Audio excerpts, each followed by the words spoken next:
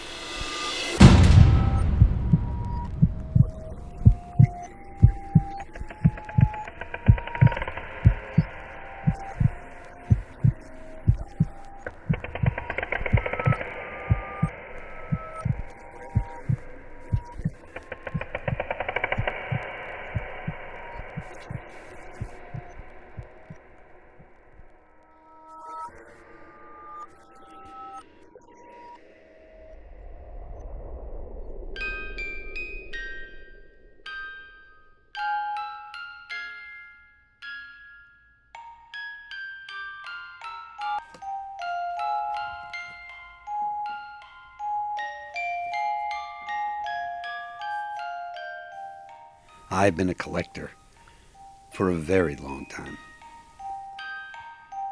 I have used my collections to create my 175 documentaries, my 18 books, to create LP records, greeting cards. These things have a purpose.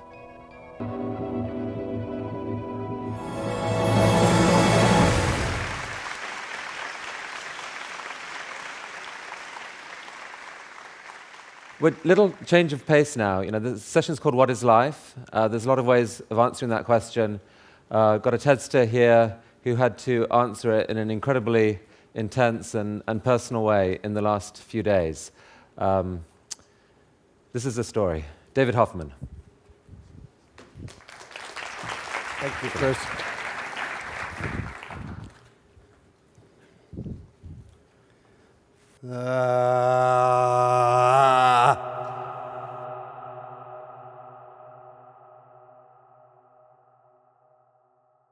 I had a fire 9 days ago My archive is 175 films, my 16 millimeter negative, all my books, my dad's books, my photographs. I had collected. I was a collector, major, big time. It's gone. Boy, I'll tell you, film burns. Film burns. I mean, this was 16 millimeter safety film. That's my camera lens. The first one, the one I shot my Bob Dylan film with 35 years ago. That's my feature film, King Murray, won Cannes Film Festival in 1970, the only print I had. That's me at my desk. This was bad, man. I was sick. I just looked at it, and I didn't know what to do. I mean, this was I my things? I always live in the present. I love the present. I cherish the future. That's my wife, Heidi, who didn't take it as well as I did. My children, Davy and Henry. An epiphany hit me. Something hit me. You got to make something good out of something bad. I called my sister. I called my neighbors. I said, come dig. Dig it up. I said, pieces. I want pieces, bits and pieces. And I'm going to make something good out of this. All these pieces. All these pieces. You got to make something good out of something bad. Pieces. All these pieces. All these pieces. Pieces. I want pieces. You got to make something good out of something bad. You got to make something good out of something good out of something bad. You got to make something good out of something bad. You got to make something good out of something bad. Pieces. All these pieces. All these pieces. You got to make something good out of something bad. Pieces. All these pieces. You got to make something good out of something bad. You got to make something good out of something bad. You got to make something good out of something bad.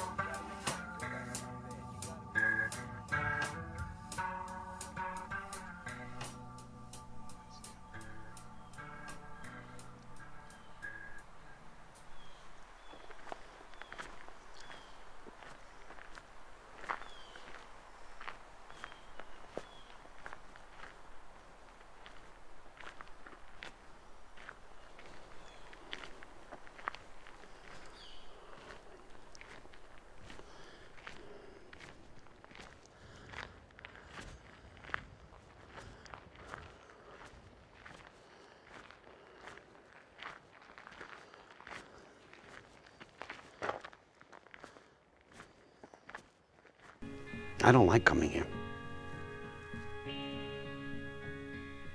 I came up here today because I had to. Because somebody has to tell the story and it's in my brain. If I don't say it, it doesn't get recorded. Hello, this is Tim Page in the Page basement. When I say light, it means nothing. When I say action, it's not running. When I say camera, you're on. Action! I understand that people don't want to be photographed. I'm 89 years of age. And I was here having a ham and cheese sandwich. Train exploded and for me the war was over. That's the story of the 100-some films I've made, and the story of the insane desire to get stories.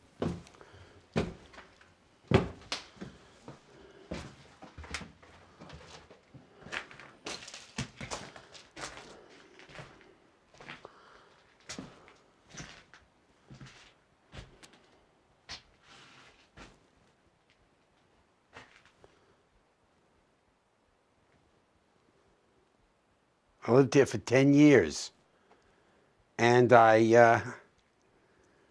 this is where my paper was that I collected since I was a boy in New England.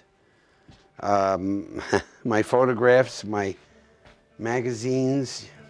I could find you an ash right out there right now. I could tell you where that came from because I knew every picture, every book, every painting, every piece of writing.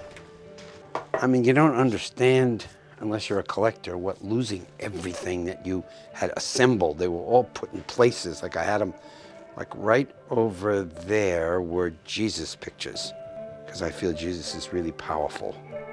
Up over here, I had snapshots of women being photographed by other women. I was going to do a book on that. Here I had pieces of dolls' heads that I was going to make a wall of just heads. Hundreds and hundreds of heads. Everything was organized in this collections room. And if you look over here, you can see The fire people, men and women, they tried to save everything. They tried to throw everything out the window. Everything is just dumped, which is how I wanted it left, kind of like a mausoleum, like a memorial. They say it was electrical. Maybe it was that lamp right there. Who the hell knows? I don't really care what it was. I care what it did.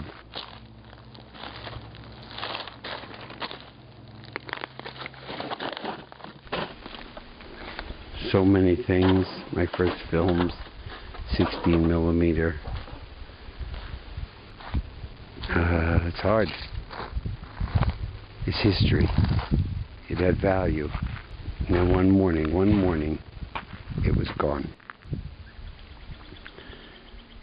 But I'm not here to cry. I'm here to honor this place and what I did here and what I collected here so that I can step out tomorrow and make another movie and use it and make that thing for my sons that I could not do if I just kind of died today and never made this movie.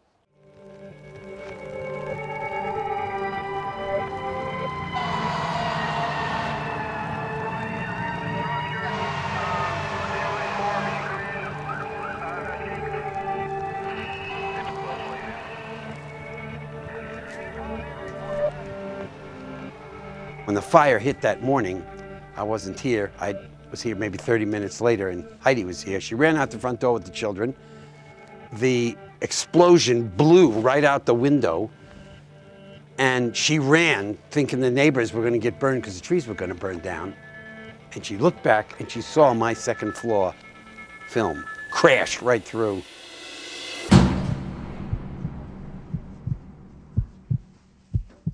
Everything burned. 40 years of my work up in smoke. I was in a state of shock. This was a trial. What will you do? And in my mind, I calculate the present and the future. The past has no meaning because it happened. The present is what I'm in. I got to figure something out. The future is where I'm going. What can I do with this?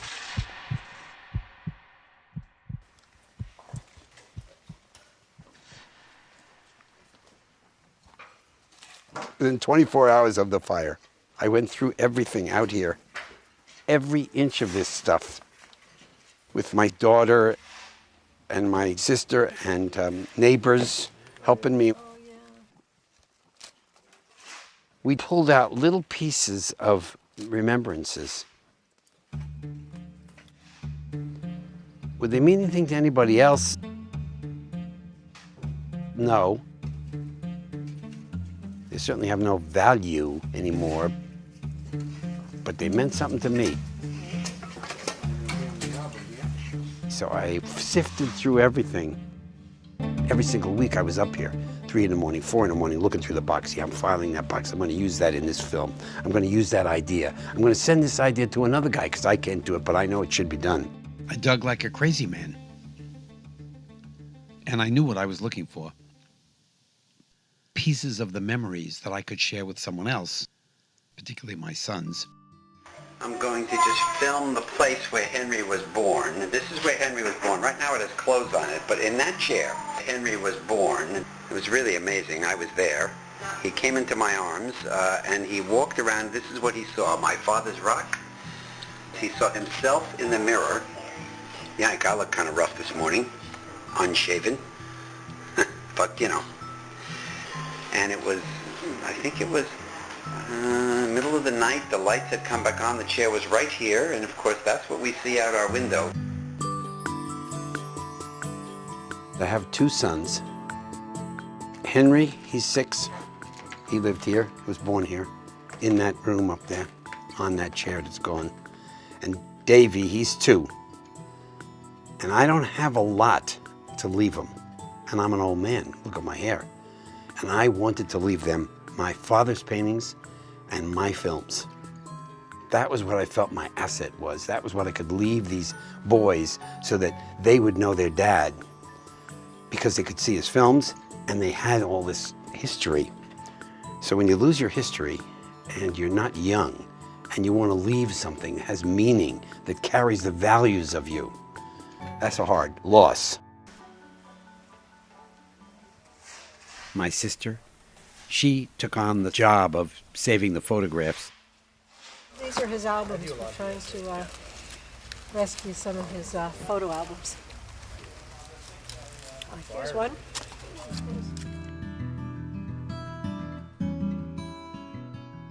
So I got these thousands of curled up pictures, don't know what to do with them right now. I'm interested in still photography because I believe that stills capture moments in time and that you can look through the still into much more than is there.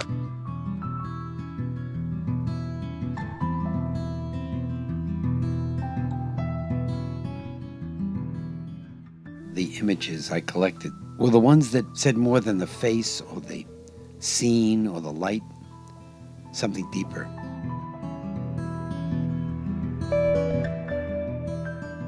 I know women have the power, the heart, the soul, the emotion. Women are more than interesting. 1,000, a million different emotions and ways and looks. So I collected women photos, and I liked the ones where they expressed themselves to each other. In other words, the camera person was a woman, rather than the ones where they were posing for a man. And I got, by collecting these things, where I could see the difference. I oftentimes could see the shadow, and it was a woman's hair or hat.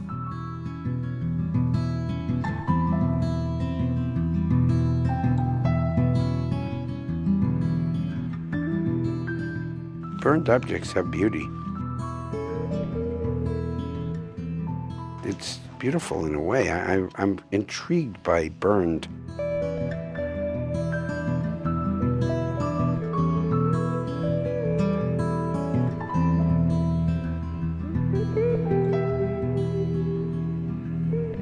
It was amazing.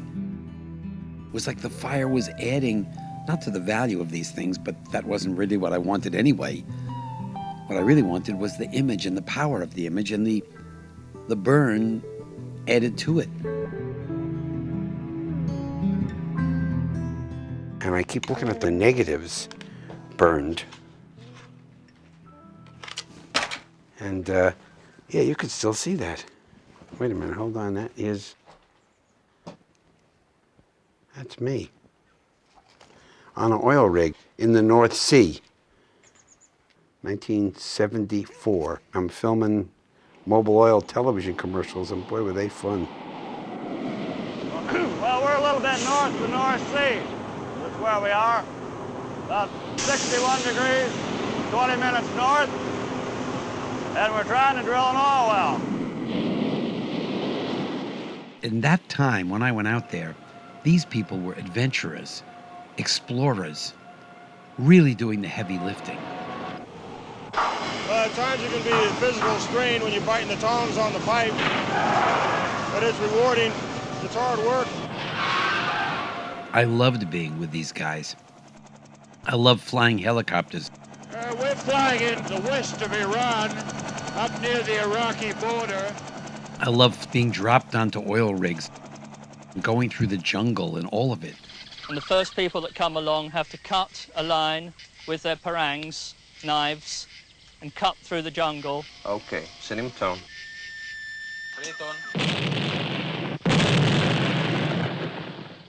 I was adventuring, and I was capturing their adventure, and it ran on prime-time commercial television, and my commercials actually got reviewed by the New York Times. It was like the best of all worlds. 16 millimeter. This is the story, man. This is what the story is about. 16 millimeter, 10 reeler. They used to call it a 1 reeler, actually. It's 10 minutes called a one-reeler, 400 feet. A projector.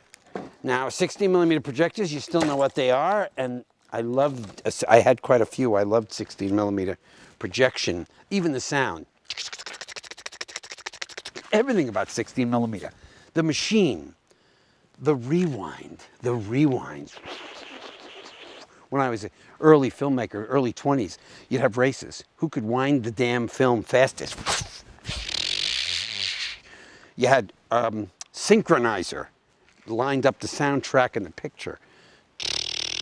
You had a scope.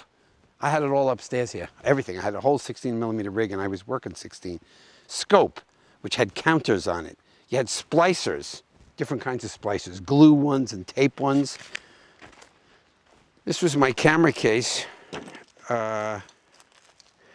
16 millimeter, 26, 27, 28 pounds maybe on your shoulder, automatic zoom control and focus control with little electric motors, sometimes a mic, although if you were smart you had a sound man.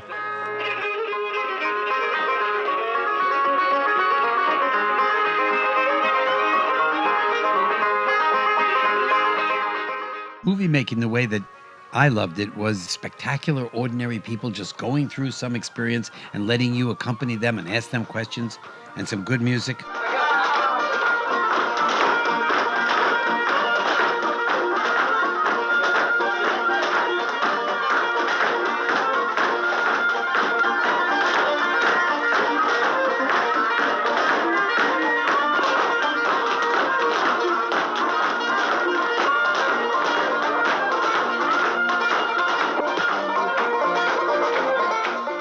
I was 23 when I did this, in South Turkey Creek, North Carolina, in the home of 82-year-old banjo picker, singer Bascom Lamar Lunsford.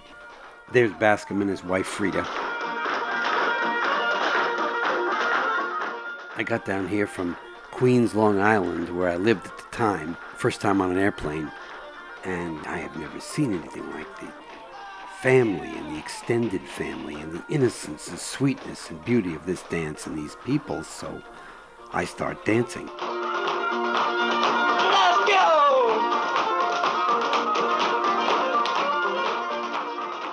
That's me, dancing with the camera. Nobody had ever done that before, and I certainly had never done that before, and boy, was I lucky to be there to film this.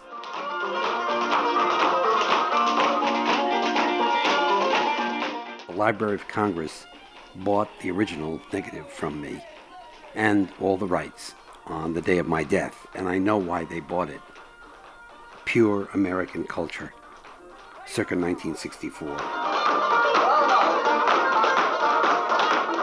Great people, great culture, great clarity, truly the ordinary folk.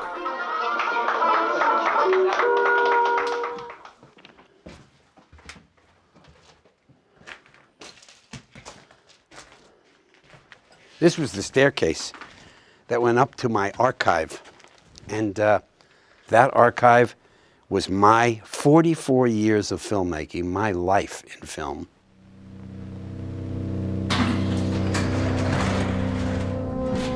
An enormous amount of energy converges upon Kansas in the days before. Some of our neighbors, if you will, who are the subject of this film. I had a 16 millimeter print of every single film I made. We did a film called The Fall of a Nation, the story of children who have taken over the world. Including some that never got shown and never got copied. This movie was shot on the last weekend in May, 1964. Less than a month later, two of the homes we just saw. You can see why I can't save it. This is the story of your life as a filmmaker. I didn't live like this down south. We didn't live like this. It's better down there, but normal things still left now.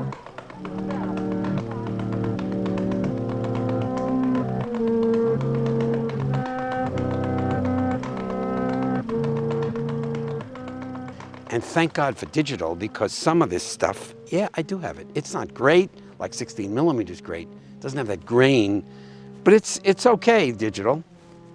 but some of it's gone, and that's just the way it is. And being a saver, I had saved bits and pieces, the outtakes. The outtakes are where really the honesty of the story is, you know, the stuff that isn't there when the camera's rolling. But I kept those outtakes, and I rolled film like a traditional documentary guy. Sure, I said the show was over, but it really wasn't, because I was still filming. I had saved my first interview with Bob Dylan.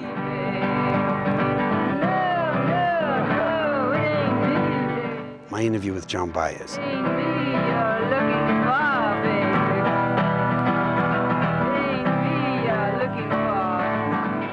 1972, out to California to film her singing in her home. Such a powerful person who actually took showers with her clothes on outside. I'd almost never been to California, and I'd never seen anything like that.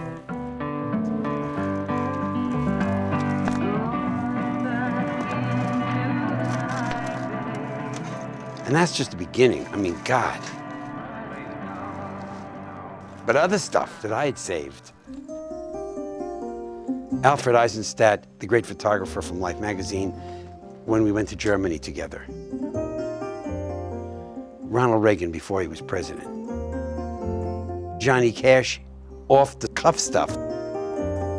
Jimmy Doolittle in the last moments of his life.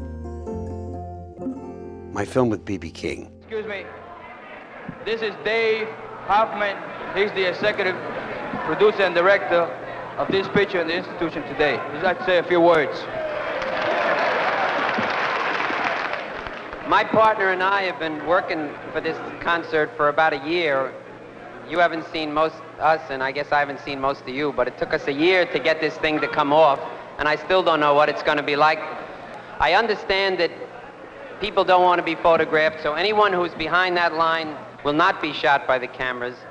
Okay? Come on now. Mr. B.B. King, come on.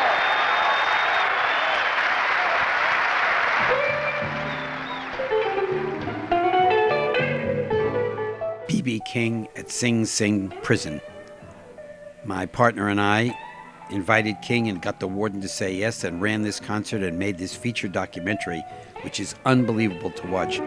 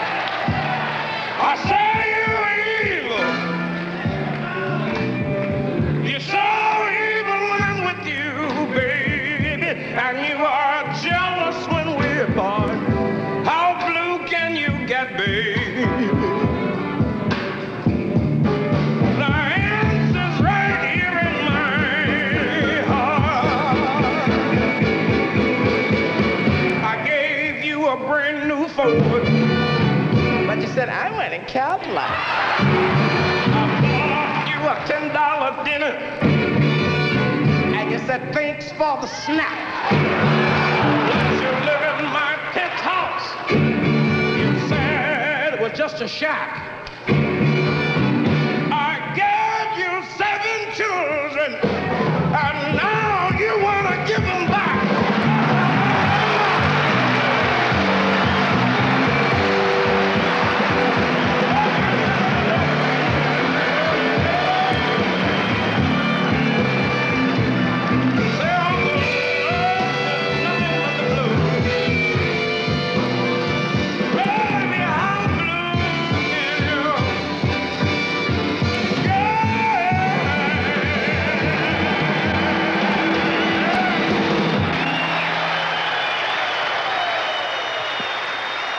B.B. King today says it's one of the best performances he ever gave, and he gave it for free. What a mensch.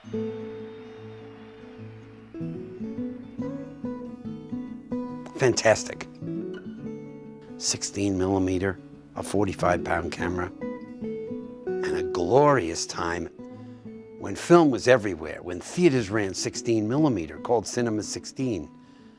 When even if you had a hair in the gate, we all had hairs in the gate, that didn't stop you. You were out there with the camera, heavy as it was, with sound, first-rate, rolling stuff.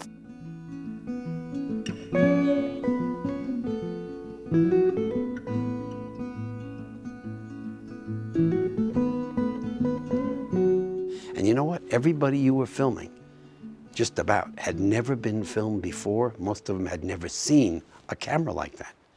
So when you approach somebody in the street and you said, hey, could you tell me what you think of? Well, they'd never been asked. They'd never seen themselves on television. What a moment. We're asking people to interpret for us what they think of the term brotherhood, not particularly in a racial... I don't know that. I don't know that. No, I'm sorry. It's a touchy subject, sir. Filming, quote, man on the street, unquote, was something back then. We just want to ask your opinion. I said I can't do anything, he said. I'm not asking you to do anything. I just asked what your feelings were on it. I don't know, because I don't understand very good, the situation in English. I don't know anything. I thought up the idea of asking people what the word brotherhood meant. You don't know what it means? No. I really don't know enough about it to express an opinion. Well, I don't quite understand exactly what you mean about that, you know? I don't quite understand what you mean by that. At the time, it was thrilling to go into the street with a camera and ask questions that you couldn't ask if you didn't have the camera on your shoulder.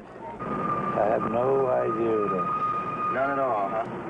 Well, brotherhood is... I was learning that the camera was kind of a weapon, that I could use the camera to provoke. And since it was new to everyone, if virtually nobody had been filmed, people's reactions were extraordinary. I have no opinion. None? Well, I can't think of any right now. Yes. Take a picture. You want to film? It's going to be shown. Yes. Where? The movies, everywhere. Lou, we got the X-ray on you. Yes. We got the electrocardiogram on you. We got the medical on you. We got the home office specimen on you. We got the heart chart on you. You're in perfect shape. I believe in the ordinary people.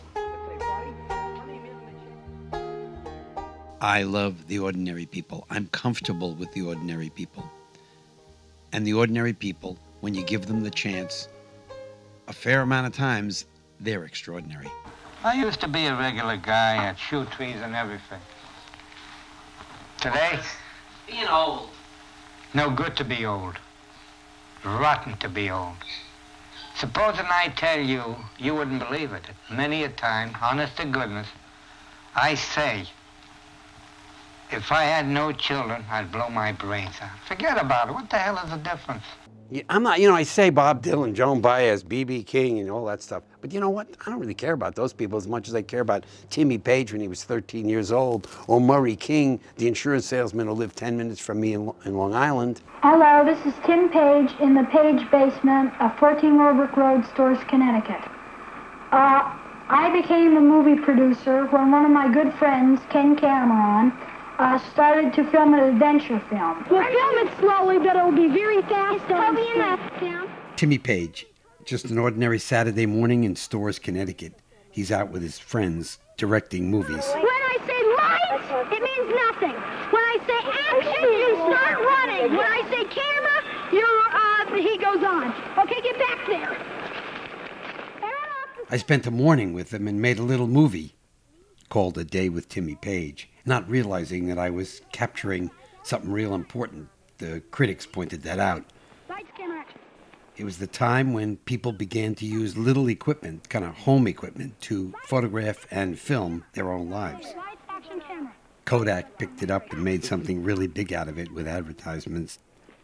It opened the New York Film Festival, and they had to run the movie twice because people were laughing so hard that they wanted to run it again so they could hear what they had missed. You know, we talk halfway, and then he comes. You're talking halfway, and then he comes in. All right. Lights. Action. Camera. Well, you're a director. You really yell a lot. Now, why is it that they take all that? Why do you suppose they help you out so much? they're hams. That's one of the reasons, at least. What kind of girl is she, you think, to do that sort of thing? I mean, like every single night to millions of men like that? I mean, I don't know. That's why I asked. No, She's the girl with the bunion fingers. she needs the money. So she wants the money. So listen, there's something interesting about So it. she's doing it completely for the money. She's not working there for health. There's better jobs than rubbing everybody's backs and temples. She's doing temples too, you know. King Murray, 1971, America under attack. Me confused myself about how I felt about it, so I filmed this very outspoken, outrageous insurance man from Long Island near where I lived. It sure touched an ember in a lot of people because I got the most positive reviews, one of the 10 best films of the year, and the most negative reviews in a national magazine. David Hoffman should be thrown out of America for making this movie. Obviously, it touched a nerve. Larry, you're getting me all dirty. Dirty, I'm clean. Yeah. My competitor, the 6'6" guy, was going to buy one of our friends tonight. If he bought, I would have felt very bad. I would have missed a whole night's sleep. I mean, I could afford to buy her too, but I wouldn't buy her. I don't want her to be sold. She's not a Ginza. She's not in a Ginza. You know what a Ginza is? That's a Chinese or Japanese marketplace where they used to sell the slaves. They put them up on a platform and sell the slaves that way. So this gorgeous girl tonight is not to be sold. She's our friend. This is our buddy. That's why I wanted her to sleep in the room and, like a little baby, go to sleep, nobody bother her. I'd call King Murray kind of extraordinary, ordinary people.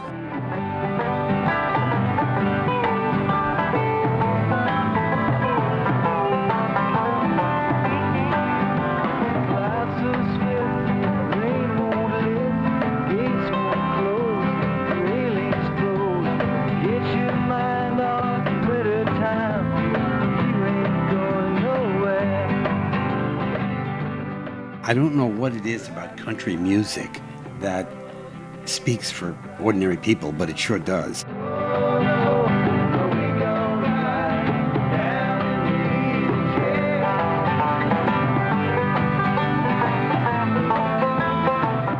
Earl Scruggs was one of those extraordinary people who made it as big as you could get.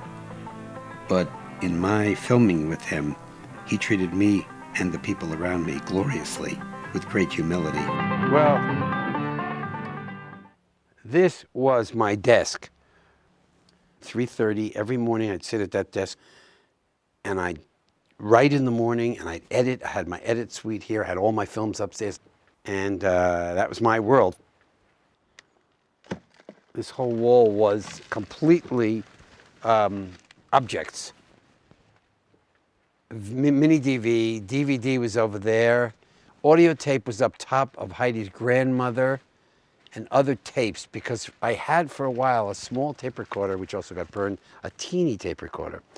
And there was a year of my life where I put the tape recorder on with a mic below my shirt and recorded everything. So if you knew me during that year, you got recorded, because I recorded everything, including my own obnoxious ways, friends, family, and I just put those audio tapes aside. Someday I was going to do something with that audio. I was going to tell a story a year of my life. I even had my answering machine for the whole year. I recorded every voicemail, every phone call. And I had that stored up on the right over there, and I don't have that anymore. Probably there are 2 or 3 people who would be happy that I did lose that, but I would have made it a positive statement. I've never made a negative movie. Never made a negative movie. Never made a movie that made somebody look bad. Just wasn't my interest.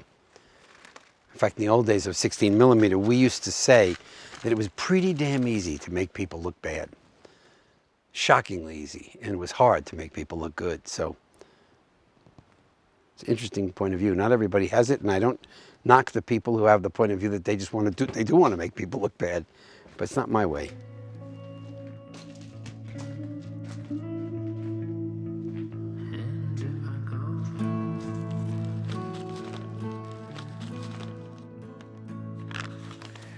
Wow, what the hell's that?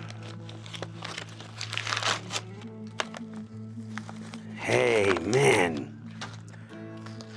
You probably can't see that. Monhegan Island, Maine. I was a kid in Monhegan Island, Maine, and my father painted pictures there. He was a poor artist, a starving artist, a graphic designer, but never really had any guts to sell himself, so never made any money. But he did collect type. And I loved my collection of type, which was left me by him. And that's beautiful. That's from 1860. These were little things that sold the steam engine. These were like used on your business card. Toy dealer, trunk maker. I still love this. I love this paper. Yeah, you could buy more of it, you know. Hey, look at that. I mean, look at that. My father loved it, and I love it. Cuts. And last month, I went on a holiday to Pennsylvania Dutch country, trying to see if I could like find old things and buy them again, because I had so much here.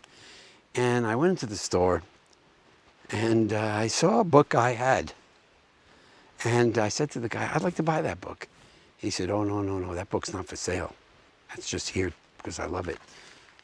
And it was one of the ones I had. It was like this, one of the ones my father had given me. So I walked out of the store and I said to Heidi, I don't know if I'll ever buy anything again. I don't know if I should. That was an era, that was a time, that was New England, when you could go into the antique store like I did when I was a kid and just say, how much is that book? 25 cents, 50 cents. It didn't matter what the book was in the book. It was all books for 25 cents. These magazines, they were way before my time. I had a lot of them.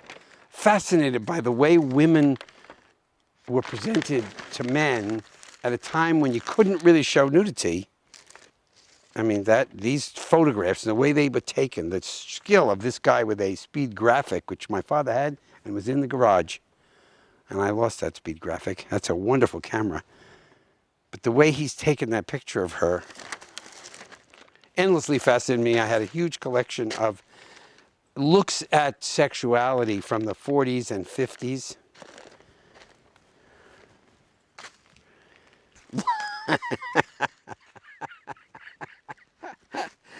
The boys who are with me out here today, and I got two boys with me here because I had to have people who had white hair here. I had to have people who knew this. I couldn't be telling, it's like the Vietnam War to me. I couldn't be telling it to somebody who didn't know what the hell I was talking about. Sync log, we used to have two separate tracks, the picture track and the sound track. And the sync log told you how to sync up the sound, which was a wonderful thing to do. You can see that. I'm thinking that I'm going to have an art show, and I'm going to, whoa. I think you're all right. Yeah, no, you know what? I'd walked on that thing 50 times. Ray? Yeah, that's fine. I'm ready. Let's take a look here for a second. No, actually, I'm fine, believe it or not. I just kind of went straight. I think you are, yeah, but we won't work on that anymore. Okay. I believe that audio is everything.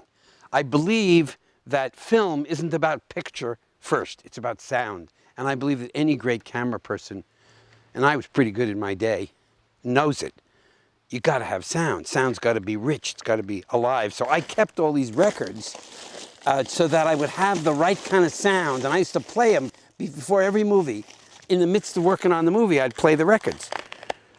Some were music, and some would talk. A lot would talk. Here's something really rare. This is a tape of my mother on something called half-inch. It only lasted... It only lasted for a short time, and then half-inch was gone. And that's my mother's tape. I want to do this tape because I seem to have a great deal to say. No, but what is this inner thing? This inner thing is vitality for life. I can't explain it another way. Whatever situation I'm in, I get something out of it. I think I've learned more in my last illness about myself and about the way I've lived my life, and I find it a most exciting subject. I don't know if it will be to other people. Maybe it will be to my grandchild. But I find it I find myself most exciting. And all this, I learned a great deal of this in the hospital. And I realized that all my life, inside of me, secretly, I thought I was going to be someone great. Well, I may not have done anything great, but I sure lived life in a great way. That's what I'm beginning to realize now. Always, I seem to make decisions that were like accidents, and I realize now they weren't accidents. They all went in the right direction. Maybe the situation was even not so good, but I lived it. I didn't just pass through it.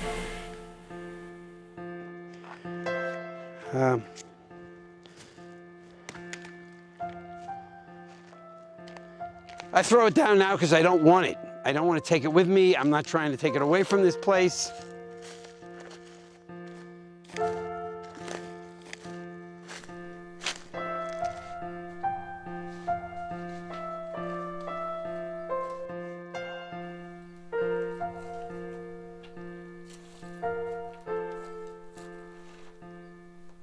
I loved this house.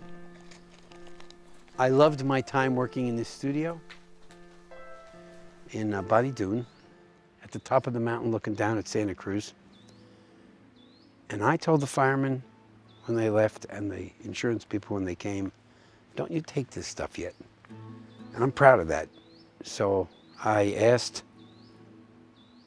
a colleague of mine who 39 years ago was filming with me and has been a film person all his life, like me, to come up with me so I could just have a moment where I could reflect on it, so I could tell that story of that time with the credibility that this burned out hulk of what was my archive and my living archive, what it was, and will never be again, and that's okay, because I touched it so often and I used it so often that it gave its due to me. It gave its due to me. There's nothing here that didn't pay me back 100 times for the acquisition of it. So I go on to other things, and I have this film of this place and my memory of it.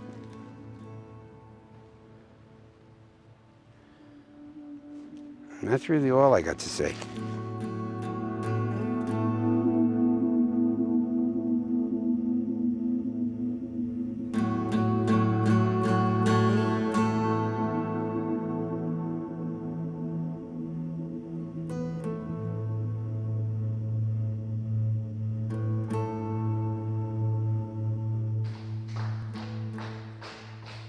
I hope that this story was of some help to you.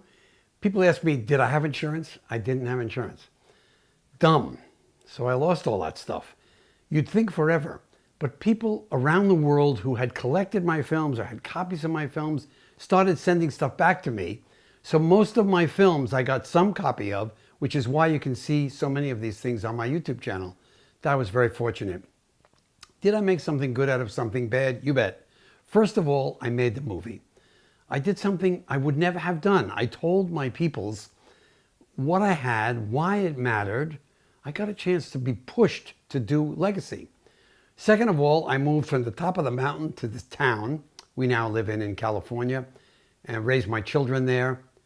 Loved getting coffee. Getting the newspaper without driving a half an hour off the mountain. That was a pretty good thing.